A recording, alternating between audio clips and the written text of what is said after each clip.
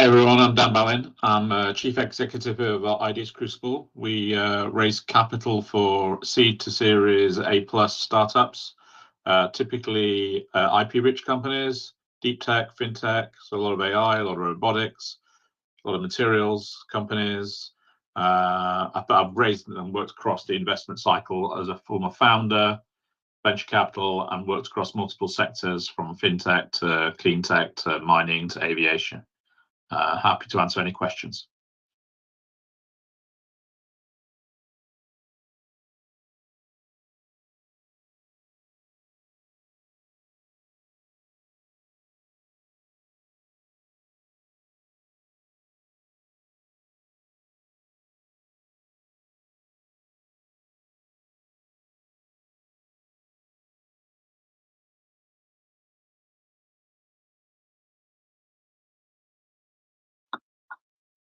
Edward, can you hear us? You're on mute. I can. I have just trying to run around the office and found a new headset. So apologies. I think it might have been a headset fault because the one I had wasn't working. But apologies. I literally just heard you as you said, Edward, can you hear me? So the answer is yes.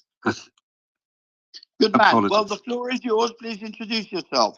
Yeah, great to be here, and apologies for the slightly late arrival, thanks to technical issues. My name's Edward Keelan. I am a partner with the venture capital firm Octopus Ventures.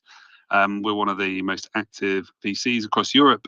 In total, the Octopus Group manages about 13 billion pounds in alternative assets. But my focus is I look after a fund which is about 500 million in size, purely focused on B2B software scale-ups. We're doing about a deal a month at the moment, deploying about 100 million a year. And yeah, great to be here.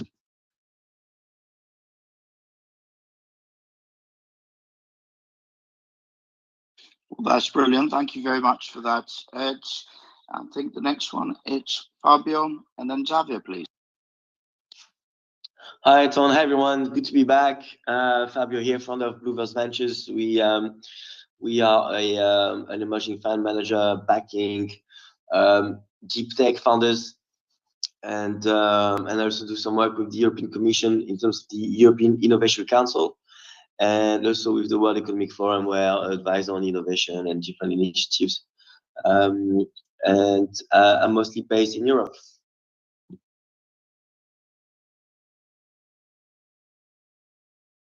Hi, I'm Xavier Ballister. I'm a director over Angel Investment Network. We've been around for 20 years. We've developed a network of angels around the world. We've got 40 networks covering about 90 countries. I work on our broking team that's been going for about 10 years. We've raised something like 150 million pounds for about 500 companies. We usually work with seed stage, so companies that have got a little bit of traction in the market already. Yeah, we're totally sector agnostic, and we work on 2 of those a week. We're just a little team of 4. Well, it's brilliant. Thank you very much to all of you gentlemen for joining us today. Huge thanks to everyone for tuning in, whether you're doing this via the live streams on LinkedIn, YouTube, Instagram, or Facebook. Just to remember, please, that unfortunately we are unable to monitor your questions there live. So if you do have any questions for us, you'd have to do that here on our Microsoft Teams call. The best way to get to this call, it's via our website, startuptoscaleup.club. You then join our call today. So in there, you should see a link that is for Startup Fundraising Q&A 137. Once you click join, it's a quick registration that gets you a link to our to your email with where this call is happening, basically. And then once you're here, you can type your question in the chat. We give you the mic, and then you can go ahead and ask our panelists. Once we're waiting for that to happen, with some of you to come up with some live questions rather than just sending them in, perhaps we can get some do's and don'ts from our brilliant panelists today when it comes to early stage fundraising. So maybe again, we can start in pretty much the same sort of round that they join. So we can start with Dan, then Edward, then Fabio, then Xavier, please. So my one piece of advice is do be prepared, do take advice, don't rush into an investment, go out to investors when you're ready to invest. Investors are sometimes not very great at giving second chances. Better you go out when you're at least 80% ready than kind of 50% ready. But equally, don't go out when you're 100% ready, because you're never 100% ready as an entrepreneur. Stay focused, have a clear pitch, articulate at the earliest stage. The most important thing is the team, likable, coachable, breadth of capabilities. It's very important that as a team you understand your limitations. Don't be afraid to highlight the weaknesses that you've got. Investors like it when people are quite frank and point out, as well as your strengths, point out the areas that you'll be working on with the investment as well. And make sure you've got a great product market fit, because so we see so many companies who have a technology that doesn't necessarily have a market, or a market that doesn't necessarily, where the technology is not the right fit.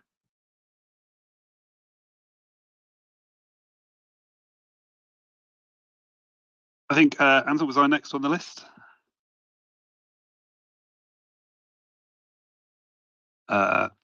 Yes, you had. Sorry. I think there's a bit. I think there's a bit of a lag. So I think there's a bit of a lag. So no, I think it's not so much of a lag. It's me not being as fast as I should be, because I'm also trying to fix things in the sort of back end with the live stream. So my bad. So yes, Edward, Fabio, and then Xavier, please. No problem. Yeah, I think so. Just a couple of things from me that'd be pretty quick on. Number one, rightly or wrongly, VCs spend a lot more time on decks that have come in from warm leads. So what I would say is that, where you can get introductions to VCs for fundraising, then that is what I would do. That's what all the statistics show, that you'll get more looks that way. And therefore, what the other thing I do is obviously is think about very carefully who it is that you think are going to be the right investors for you. And I'd probably go to those last. And so, practice your pitch on kind of investors that might not be perfect for you, and such that you get some feedback that you can potentially work that feedback into your pitch deck, such that when you really get to those ones where you think, well, these people should really be the ones that invest in us, that you'll sort of pitch perfect. So that's just a little hint, something to think about.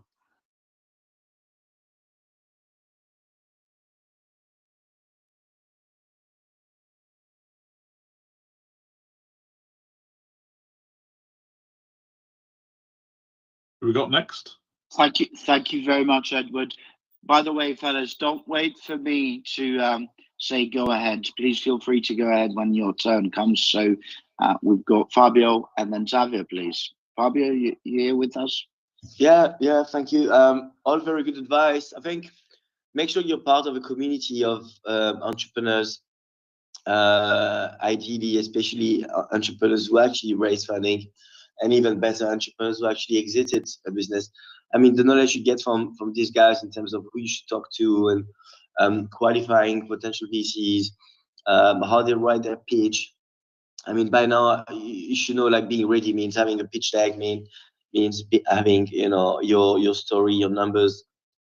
I mean, that's standard knowledge, that's expected. But knowing the market sentiment, so that's due increasingly. I mean, knowing what the VCs are looking for and when they're looking for it, because there is such thing as market sentiment. So clearly at the moment it's all about AI, and VCs are looking into productivity from founders, i.e., if they write a SAM check today, I mean, will it actually accelerate? Will it be faster for a 3-5-man team, or 5 people team rather, to execute what used to take 18 months and 20 people?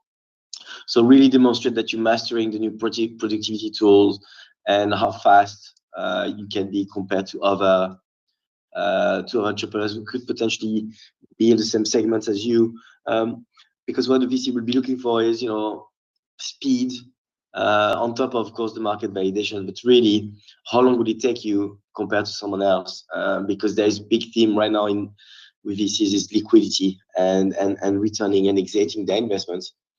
earlier, even because such is the market. So if you can demonstrate that to a VC in your dues, I think you'll be ahead compared to most. I mean, a lot of good stuff has been said so far. I would add to that: give yourself enough time for the raise. It always takes a little bit longer than you might think, and also be transparent with your investors. Don't try and hide anything from them or aggrandize stuff, or either if they're going to do their due diligence, they will find out. Also, as part of the process, once they're part of your company, if things don't necessarily go your way, which is invariably does, and things happen, go to them, be open about it. They've hopefully been there and done it before, and be able to help you with this problem rather than you trying to hide it from them, and then brushing things under the carpet never ends up going well for entrepreneurs.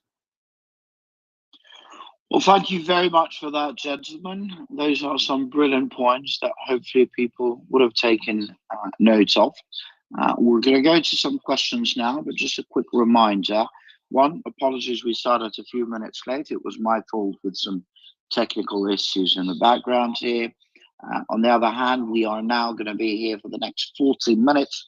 So if you do have any questions, and those can be on anything to do with your fundraising, whether you want to know perhaps about investor outreach, how do you do that, or maybe pitch decks, data room, valuations, equity, due diligence, grants, angel investors, venture capital, corporate venture capital, crowdfunding, exits, and all that jazz. There literally are no wrong questions, and there's no need to be shy. It's a learning curve for us all. So all you have to do is, if you are on the Microsoft Teams call, you just type your question in the chat. We then give you the mic, and then you go ahead with that question to our panel. If you are, however, following us via the live streams, whether that's LinkedIn, YouTube, Facebook, or Instagram, please remember that we are unable to monitor your questions there. So you'd need to join us live here on Microsoft Teams. The best way to do that is to go to our website, startuptoscaleup.club. Click on today's session, which is Startup Fundraising Q&A 137. Click join, a quick registration. Then that gets you a link to our Microsoft Teams through which you can join. By the way, if your questions today are not on fundraising, please save them for the other events we run. On Mondays, it's talent, Tuesdays, product and tech, Wednesdays, growth, Thursdays, fundraising, second Friday of the month, it's legal, startup, UK startup law, that is, and third Friday of the month, which this month will be tomorrow, it's UK startup finances. They're all from 12 to 1 p.m. UK time, and you can RSVP to any of them via our site, startuptoscaleup.club. And actually, a good thing to do is, when you're on that site, to also join our community on WhatsApp. It's a few groups of founders, investors, and operators. And you can do that by clicking on the WhatsApp icon at the bottom and top of our websites. There's a WhatsApp icon there, and you can join us through that. In the meantime, as we go through the next question, perhaps our brilliant panelists may want to drop their LinkedIns in the chat here for people, either those that are here and also those that will tune into the recording if they want to reach out to you. So we'll go to a question that was sent in to us. This is, okay, it's an AI for small retail analytics in London. They're at seed.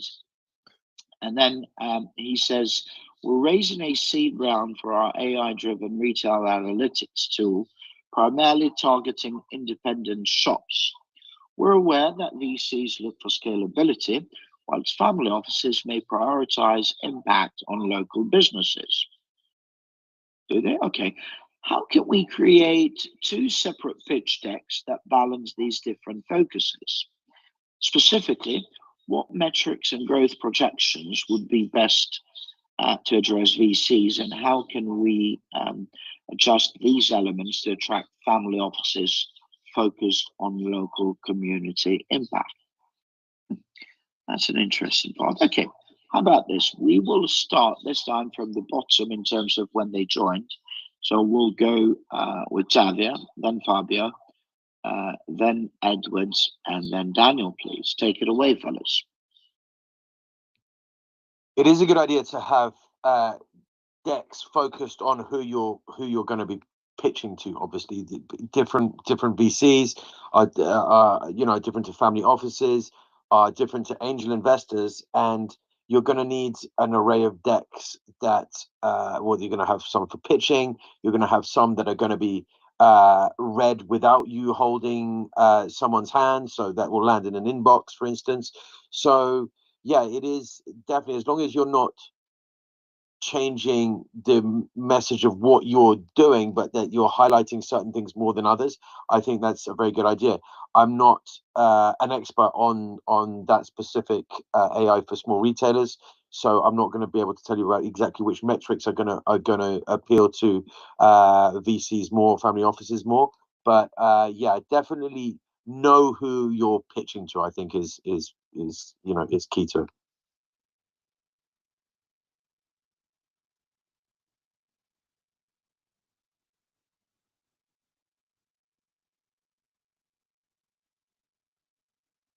Thank you very much, Xavier. Yes, Fabio. Need to unmute. Go ahead. Yes. So it's not common, but we see those things, and even VCs have to adapt their pitch deck.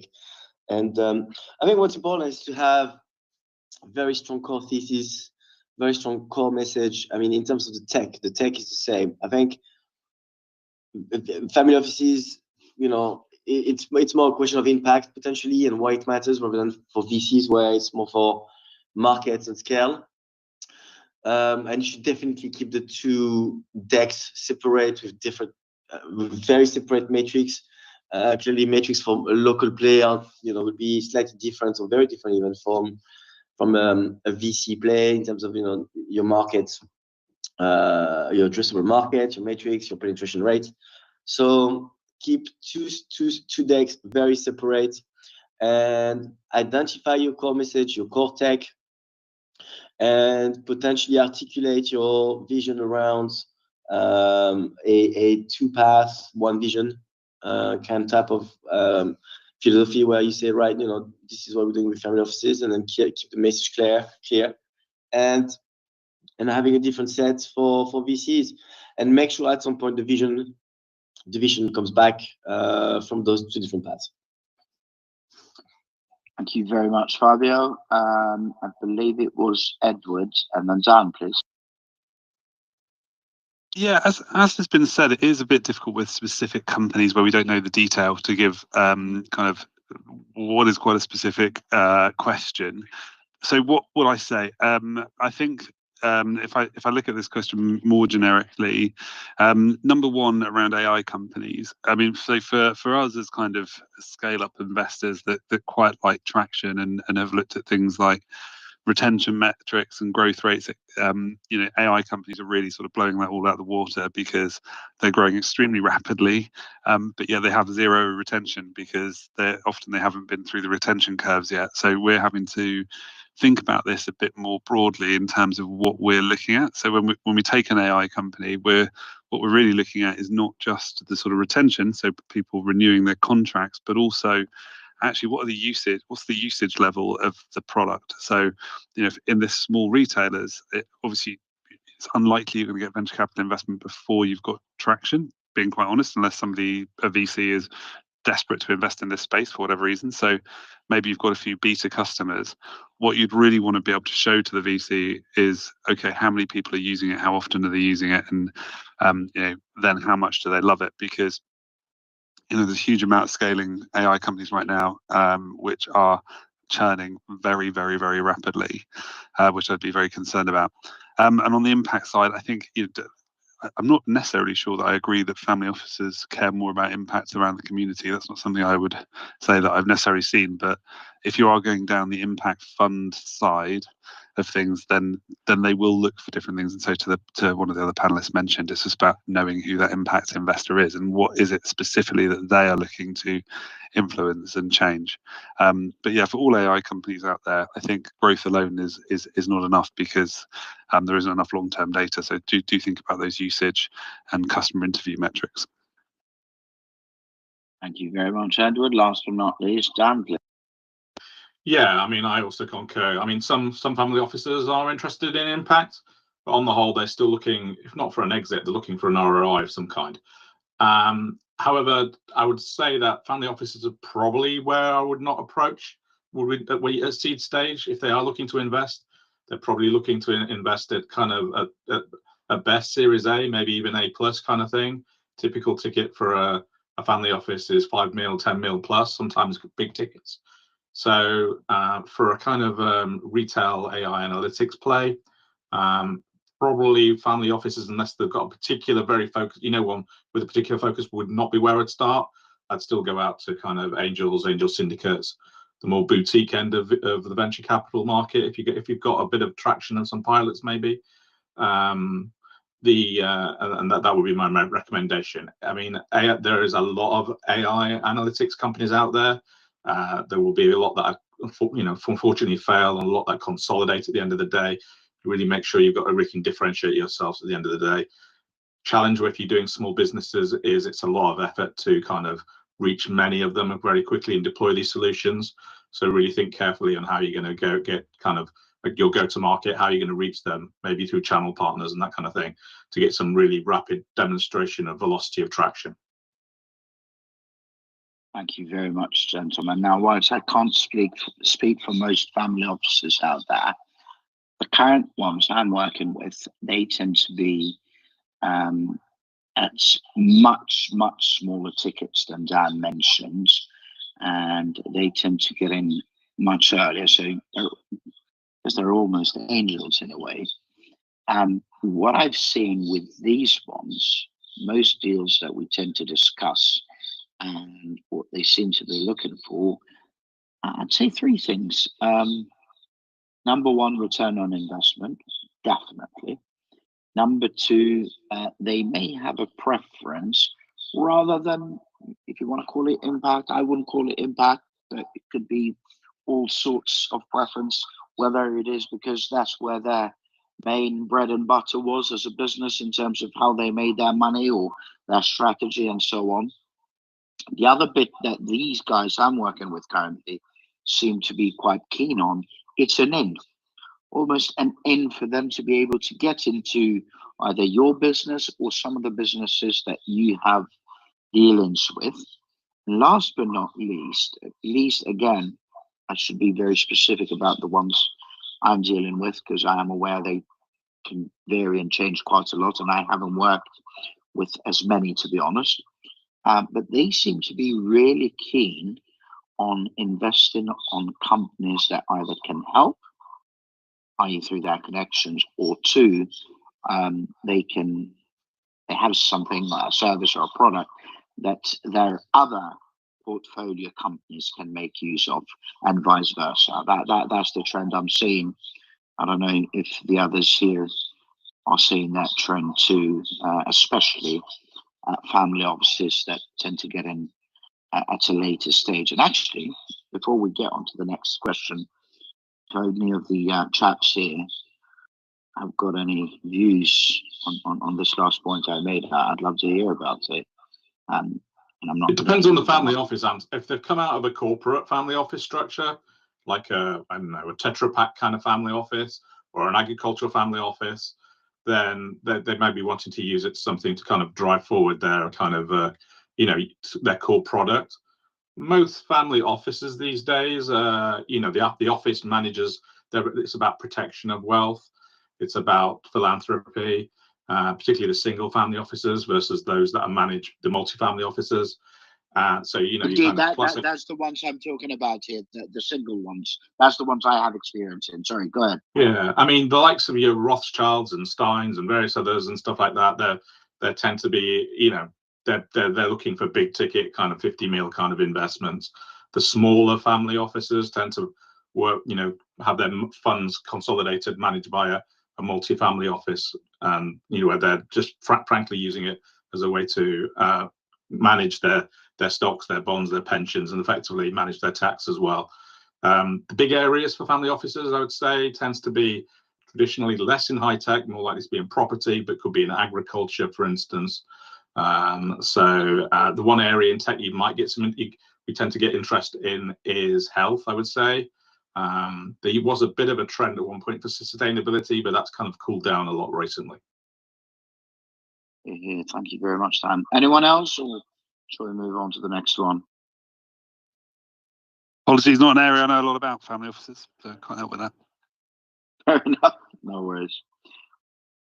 I think we can move on to the next one. Okay, this is an interesting one. A sustainable furniture subscription service. I've seen a few of these lately. They're near Leeds at seed stage. And they go on to say, our sustainable furniture subscription service is raising seed funding, with early angels asking for preferential preemption rights. Should we limit these rights to prevent cap table overcrowding, or offer pro rata clauses that scale with funding stages? Are there specific terms in UK subscription models that help balance founder control with investor protection? That's an interesting one. Tell you what, let's start with Ed, then we go to Fabio, then Xavier, then Dan, please. Yeah, great. It's another very detailed question, which is great. So I mean, what I would say is that everything is a negotiation. So I always sort of have a slight chuckle when people talk about standard terms, because the truth is, in a negotiation, the terms are often as good as the opportunities you have. So if this is the only people that were going to fund your company, then it might be that you have to take it, because otherwise you don't have a company, or it might be you decide to go grow organically and find another source of funding. So I think everything is a negotiation to a point.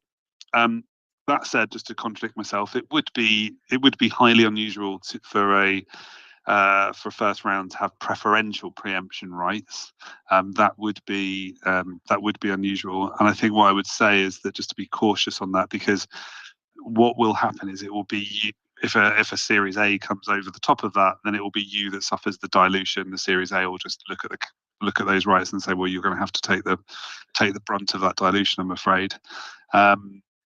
So I think it really depends on your optionality and how much you want these particular investors. In terms of specific terms for UK subscription models, I would say no, I don't believe there are any specific terms in UK subscription models that would change that for that potential business model.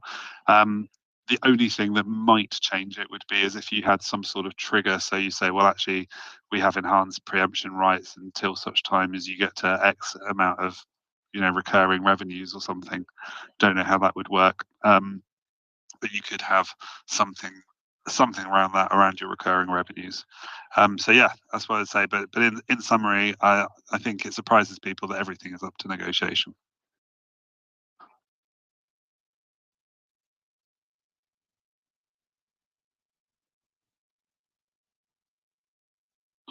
Thank you very much for that, Fabio. It's your turn. Then I believe it's Xavier, very good points. Rule of thumb: you want to keep the cap table as clean, as we say, and as flexible as possible for as long as possible. And having an angel, by the way, it's a good question. Not asking about valuations, but asking about terms and control. That's really what can kill a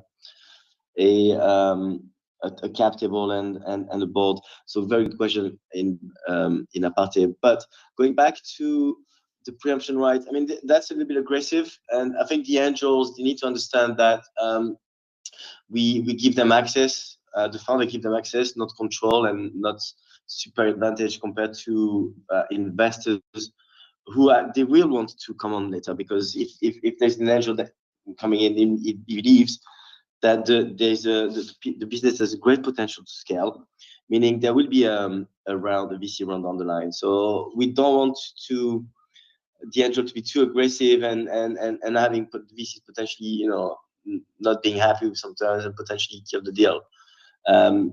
So try and negotiate, try to offer other things, potentially an advisory role, potentially a pro rata. This can be flexed, but it's quite aggressive to give those pre-option rights and blocking the potential scaling of the cap table. I think these are the two rule of thumbs, really.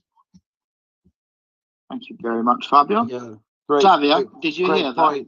Great points. Yeah, I did. Yeah, very good points indeed. It does sound, as Fabio says, it does sound aggressive at this stage. It leads on to another point, I think, that is be careful who is joining as an investor, because I've heard a lot of horror stories over the years about people, getting pushed out.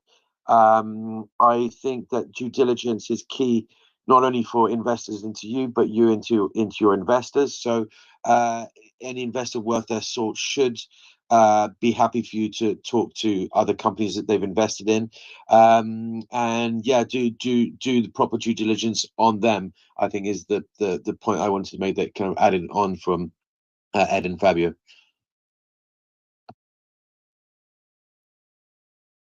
Yeah, just to echo what the previous panel said, I mean, preference shares is usually not given at this stage. They have to be doing something particularly special, in my view. It does make a real mess of the cap table for follow-on rounds. So generally, you've got to question why the investor is asking that at the end of the day. Pre-emption rights, though, in my view, tends to be quite a good thing, particularly if they're handed out evenly to all the investors. It encourages them to come in on the follow-on rounds at possibly a discounted rate at the end of the day, which is always a good thing. Makes it a lot easier conversation when you go back for a follow-on round. But yeah, I mean, I'm super skeptical at early stages when you've got people coming in, particularly when it's seed stage. And particularly, I think you mentioned something about, particularly given the nature of the startup and stuff, angels don't tend to ask for it, unless they're kind of high net worths and they're putting in millions. So yeah, be cautious out there. And don't be afraid to negotiate hard back equally. A good investor will have your interest in heart and their interest, and it's good for them and it's good for you. So feel the chemistry in the room. Thank you very much for that. And if you're still having doubts, then you might want to join us for our Startup Legal Q&A in May, which should be the second Friday of the month. Now, I think we can go on to another question. We've got 19 minutes to go. For those of you that are tuning in via LinkedIn, YouTube, Facebook, or Instagram, please be aware that unfortunately we're unable to monitor your questions there live. So you'll have to join us here on Microsoft Teams. Simply go to our website, startuptoscaleup.club. Look for today's session, which is Startup Fundraising Q&A 137. And then through there, click join, quick registration. That gets you a link to your email, and Bob's your uncle. Now, if you've got questions on other matters, by the way, today can be on anything to do with fundraising. But if you've got questions on other matters, then save them for the other events we run. Monday's Talent, Tuesday's Product and Tech, Wednesday's Growth, Thursday's Fundraising, second Friday of the month UK Startup Law, third Friday of the month UK Startup Finances, which will run tomorrow. And they're all from 12 to 1 p.m. UK time, and you can RSVP to any of them via our website, startuptoscaleup.club. But without further ado, we'll go on to another question that was sent in. Now, people are starting to get a bit shy or lazy. So I would rather have some questions live here. It makes for better conversation, but nevertheless, this is quite a lengthy one. Biotech platform, and by the way, it's in the chat panel, so if you want to read it. Biotech platform for genomic data sharing, location London, stage seed. Our current situation is that the startup has developed a platform for secure genomic data sharing between research institutions. They are raising an equity crowdfunding round and want to ensure data-sensitive investors align with broader institutional objectives. Our goal is to raise public awareness whilst protecting data security interests for future institutional investors. The question we have is that our biotech platform supports economic data sharing and is seeking seed funding through equity crowdfunding.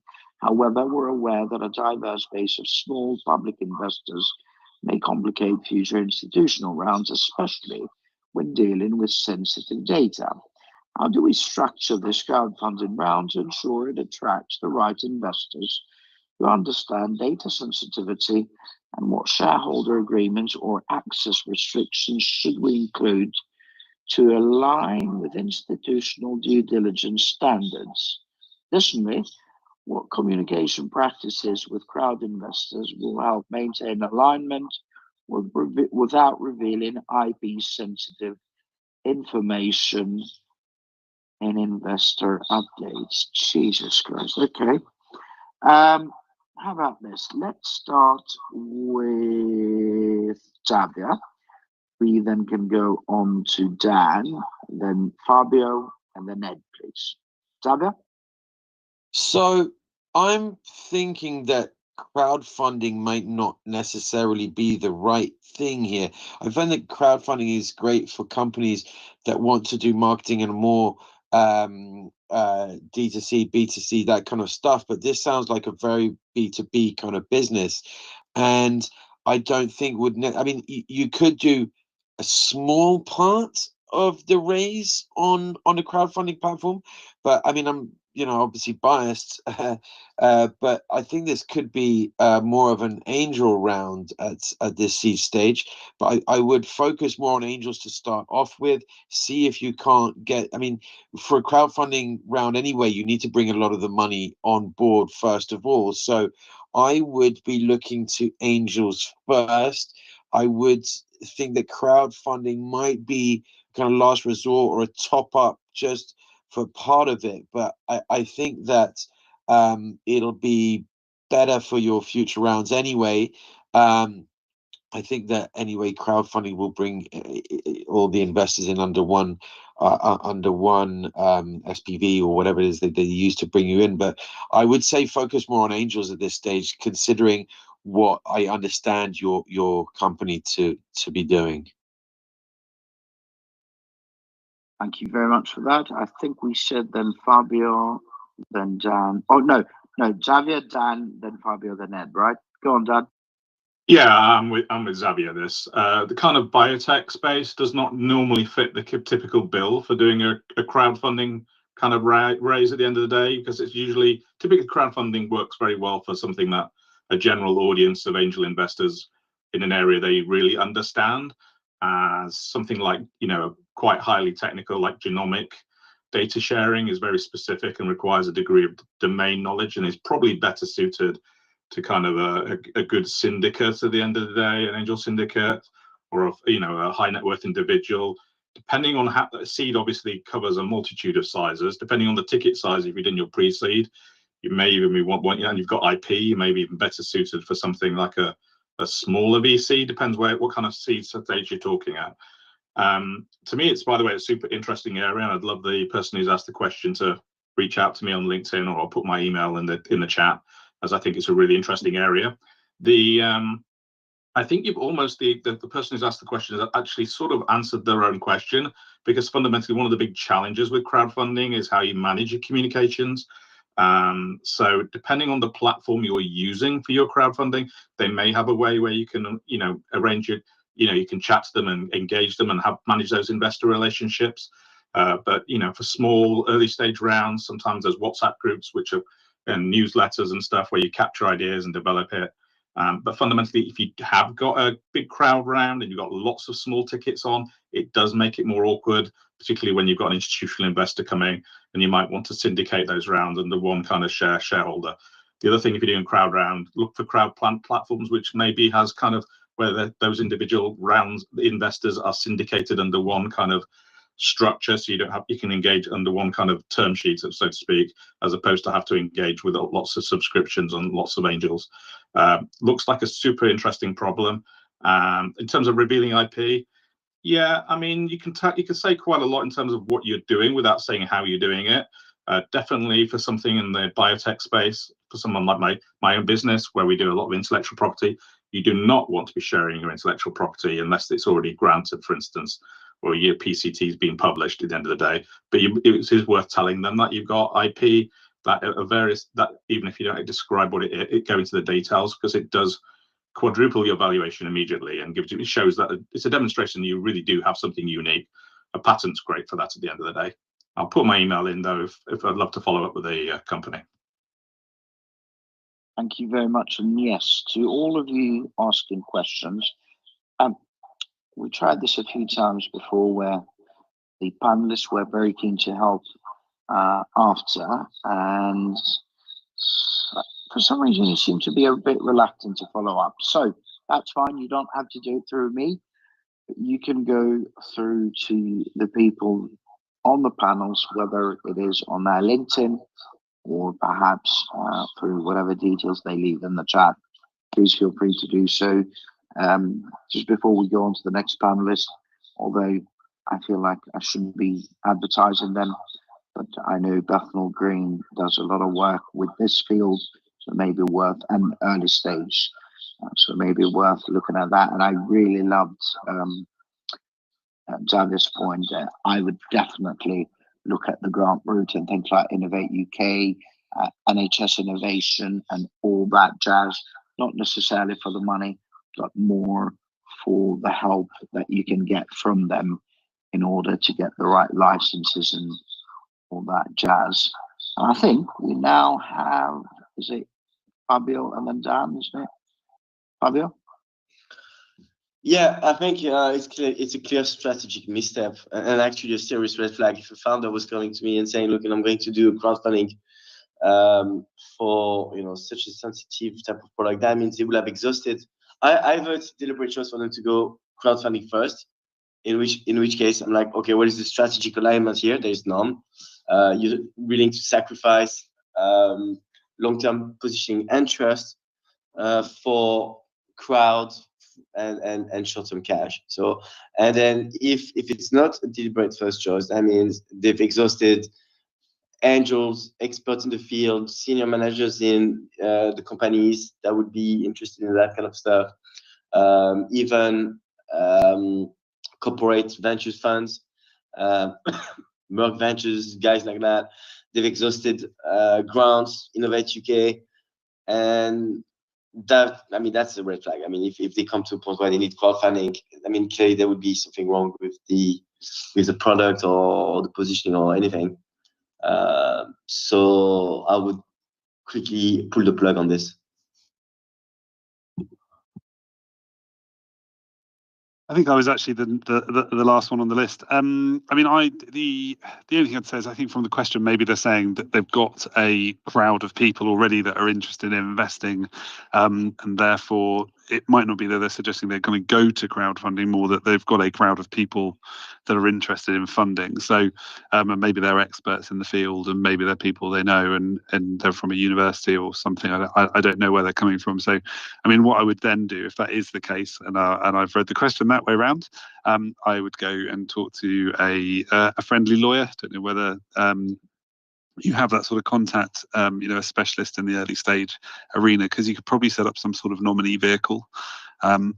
So set up some sort of legal structure whereby it appears to be one investor, but it's happening through a nominee structure. It's usually how the kind of EIS funds would invest, or a crowdfunding platform would invest through that nominee structure. And then, as has been mentioned, most of the time, if you're an investor into an early stage company, you generally don't get a huge amount of information. I tend to find that when I'm an early stage investor, I get updates when things are going well, and I get no updates if things are not going well.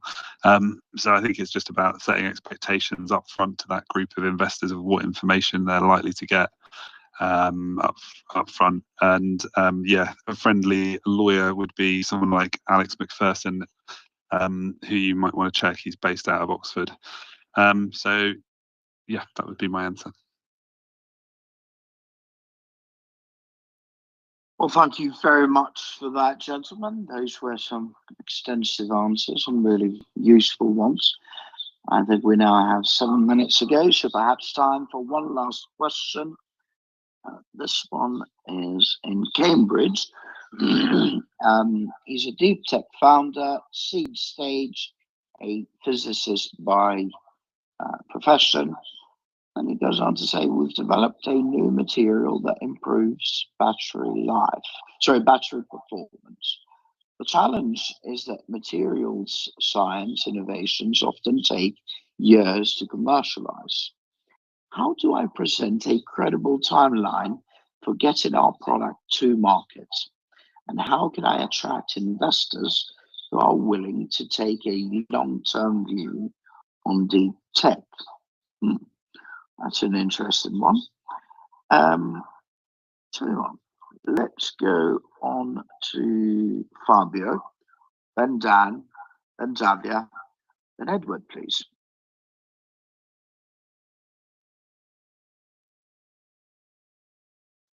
Monsieur Lafranca, can you hear us? Yeah, yeah. So the question is, how do I present a credible timeline for the product or the market, right? Indeed. So he's saying basically this kind of stuff takes years to commercialize and so on.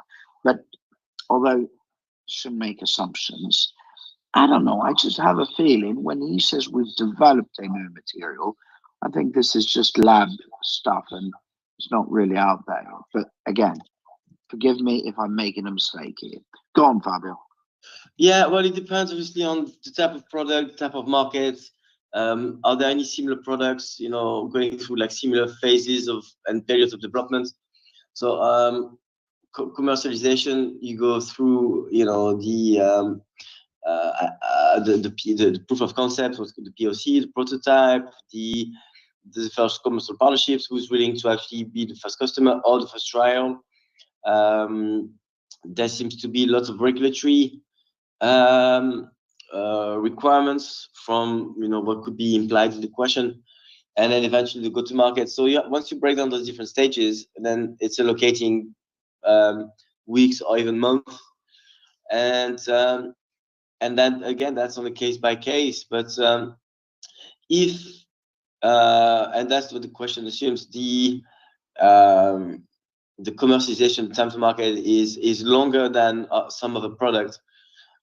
It could be okay for some VCs. Some VCs have a longer horizon, but you need to really demonstrate, on the week by week, what is it that you try to achieve and why it's taken this long, and actually prove that there is a much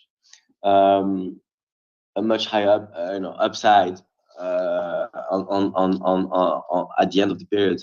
So if you can articulate and break down the different stages, and be aware and know which VC is actually investing on the longer term horizon, then I don't think there's an issue. It's just if you start talking to the wrong audience, or if you're not capable of demonstrating how long the different stages will take.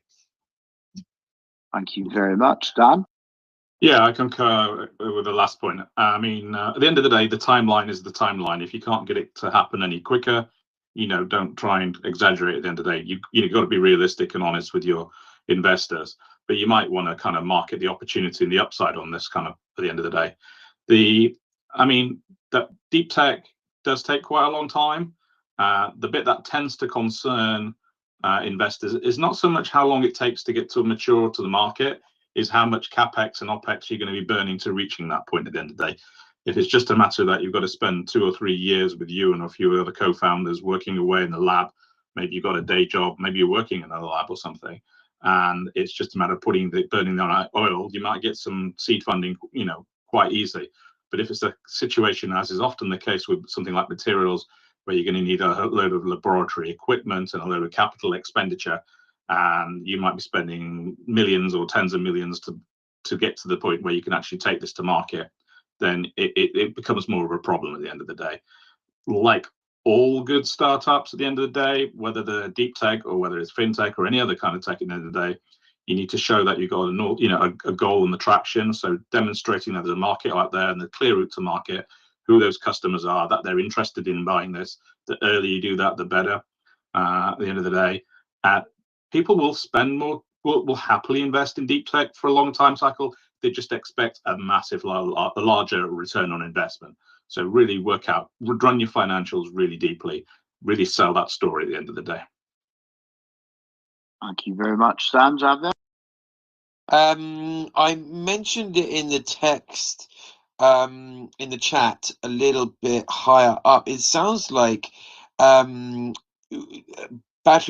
battery performance is clearly an impact business. So worth also talking to grant companies. Anton, I think you've got somebody joining at some point from Granttree. I don't know how many sessions you've managed to rope them into, but I would look at that. We're going to start with one.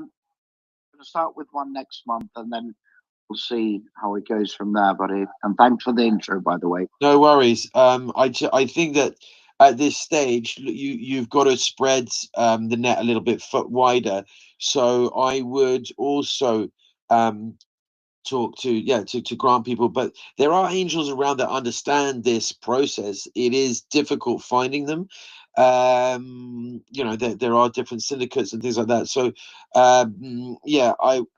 there are people that understand that this takes a while. You've just got to find them, which means getting involved with the right kind of networks. Also, maybe potentially an accelerator that has more of this kind of focus and might lead you down the path to the specific investors that you need.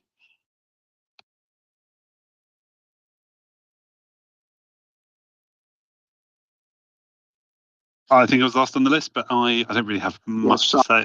I don't really have much to say on the topic, I'm afraid, because I'm not a deep tech investor. So I think it's all about getting out there, really understanding who your investors are. If you talk to people like me, then they'll just probably look baffled.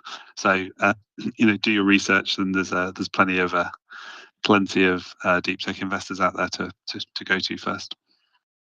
Absolutely, thank you very much for that, Edward. And yes, I would concur with all of this.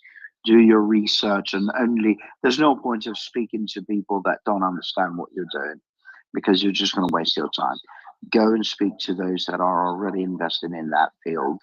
Actually, do some research on some people that are doing stuff that is similar to yours. I really like the idea of breaking it down. I also really like the idea of oh Christ, I just lost it. Dan, what was your point again? I'm really sorry, I just lost it. My mind just about the capex expansion.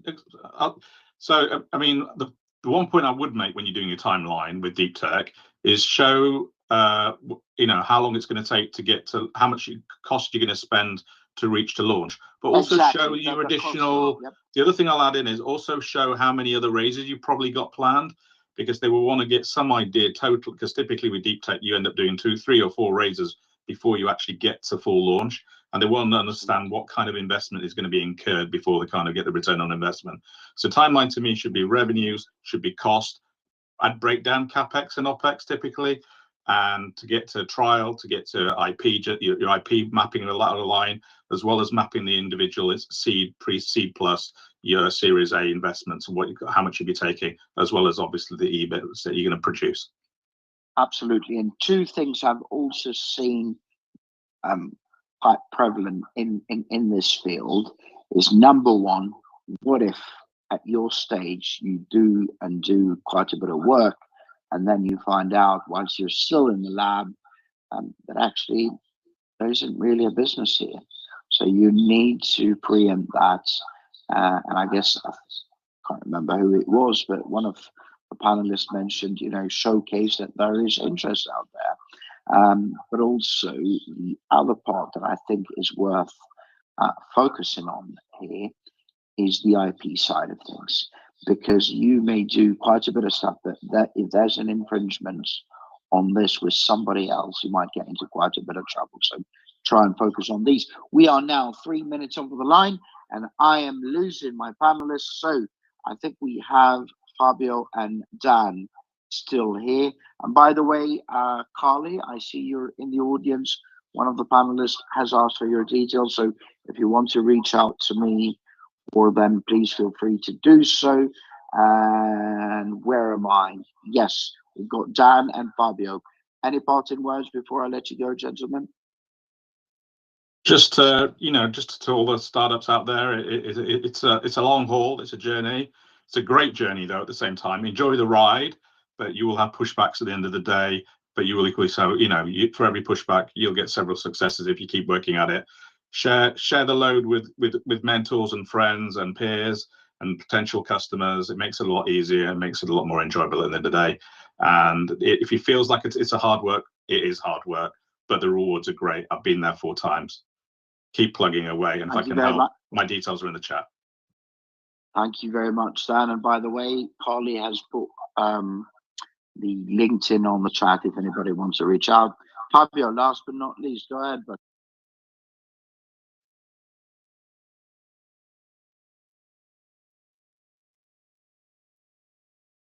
that's Fabio. That's it. Okay. Maybe something not right with your connection. Well, we're 4 minutes over the line, so I think it's time we wrap it up. This has been our 137th Startup Fundraising Q&A. We did this to help founders with whatever questions you have on your fundraising journey. The idea is to help you gain some clarity, but also do things right, and at least avoid some of the mistakes we've made or seen out there. We run a few events: Monday's Talent, Tuesday's Product and Tech, Wednesday's Growth, Thursday's Fundraising, second Friday of the month it's UK Startup Law, and third Friday of the month it's UK Startup Finances. They're all from 12 to 1 p.m. UK time. You can RSVP to any of them via our site, startuptoscaleup.club, and they are available, as I said, on that site. But on the other hand, you can also join our WhatsApp community. We've got a few groups of founders, investors, operators, and all that jazz. There are WhatsApp icons at the top and bottom of our site, and you can join us through that. Otherwise, as far as my parting words are concerned, just remember the startup journey can be both challenging but also quite exciting. So try to have some fun in the meantime and be kind to yourself and everyone else for that matter too. Again, hopefully we'll see you tomorrow for Startup Finances Q&A. We've got some brilliant CFOs and other finance people joining us on the panel. And for now, thank you. God bless. Bye-bye.